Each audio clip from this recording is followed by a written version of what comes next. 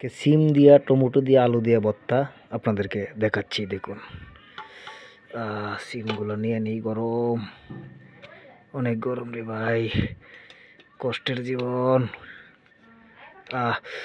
বাবারে অনেক গরম রে ভাই, গরম লাগে তো চামিচ দৌড়াইতেছি।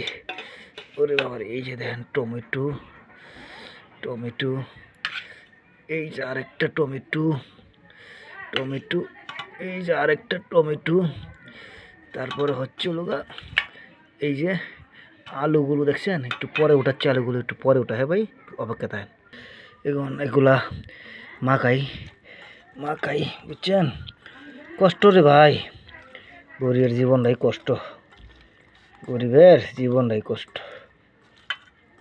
মাখাইতেছি এগুলা রে ভাই। আগে সিমগুলা মাখাই, তাই না? আগে সিমগুলা মাখাই, টমেটোগুলো মারি গরম। উরে বাবা রে বাবা, উরে বাবা, উরে বাবা রে, প্রচুর গরম। উরে বাবা, পানি বের হয়ে গেছে, প্রচুর গরম। তবু আপনাদেরকে দেখানোর চেষ্টা করতেছি, অনেক গরম ভাই। আজকে কেমনে ভর্তাটা করি, ওরে বাবা রে, প্রচুর পরিমাণে গরম। আবারও চেষ্টা করি, দেখি ঠান্ডা হয়েছে কিনা। ওরে বাবা রে, গরম। দেখছেন ভাই, গরিবের জীবন। হ্যাঁ, কিন্তু ভর্তাটা কিন্তু স্পেশাল, আলু দিয়া, সিম দিয়া, টমেটো দিয়া। এই যে এখন আলুটা নেই, এই যে আলু। ওরে বাবা, দেখছেন আলুটা কত সুন্দর ভাঙলাম। ওরে বাবা রে বাবা, আলুটা তো গরম। ওরে বাবা, বাবা রে বাবা, আরেকটা দিই। ওরে বাবা, এই যে আরেকটা, এই যে এটা আমার প্রিয় একটা খাবার, বুঝছেন? আমার প্রিয় একটা খাবার, আলু দিয়া। ওরে মারে সিম, গরম।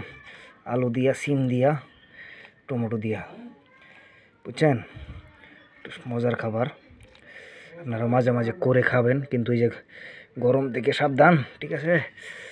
অনেক গরম কিন্তু ভাই, আমি কিন্তু অনেক কষ্ট হচ্ছে আমার, ঠিক আছে? তারপর আপনাদেরকে দেখানোর চেষ্টা করছি। এই যে একটা সিম রয়ে গেছে, ওটাও দিলাম।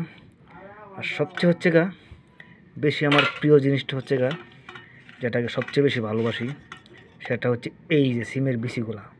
এগুলো খুব আসলে খুব ভালো লাগে আমার কাছে, খুব মজা লাগে, আমি ভালোবাসি এগুলো খাই। এই যে, ঠিক আছে, একটা কঠিন একটা ভর্তা হবে, ঠিক আছে? আপনারা অবশ্যই পাশে থাকবেন, বুঝছেন? ওরে বাবা রে, ঠান্ডা হয়েছে দাদা। টমেটো, আলু, তারপরে হচ্ছে সিম দিয়ে ভর্তা। ভর্তাটা খুব ফাইন লাগে, অনেক মজার ভর্তা। আপনারা কবে করে করে খাবেন, ঠিক আছে? এই হলো পেঁয়াজ, পেঁয়াজ কিন্তু দিতে হইব, নাহলে মজা পাওয়া যাব না, ঠিক আছে? পেঁয়াজটা দিয়া এমনি মাখাইতে হইব, এমনি দিতে হবে, ঠিক আছে? তারপরে আপনার এই যে পরিমাণ মতো লবণ, যা যেমন খান এরকম দিবেন, বুঝেন নেই? আমি একটু বেশি খাই। এবারে লবণ দিয়ে আবার একটা মাখান দিবেন, সুন্দর একটা মাখান।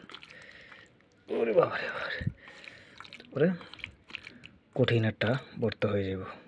কঠিন ভর্তাটা কিন্তু অনেক সুস্বাদু হবে। আর যদি আপনারা আমার মতো সরিষার তেল খাইতে চান, তাইলে এই যে পরিমাণ মতো সরিষার তেল দিয়ে দিবেন, ঠিক আছে?